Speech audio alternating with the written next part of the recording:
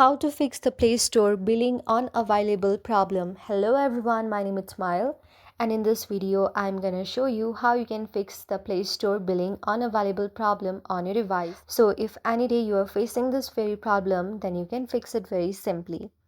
Open your Play Store. On the top right side, you will see your very profile there. Just tap on your profile.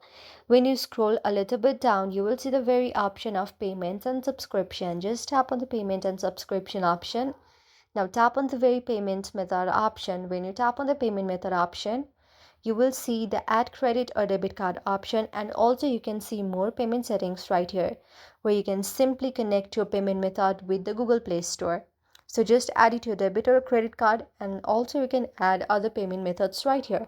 After you add it, you can simply pay from your Google Play Store payment methods very simply. So that's a way how you can solve your problem. I hope you like the video. If you like the video, then please do hit the thumbs up and subscribe button, and also comment on the comment section below. Thank you for watching.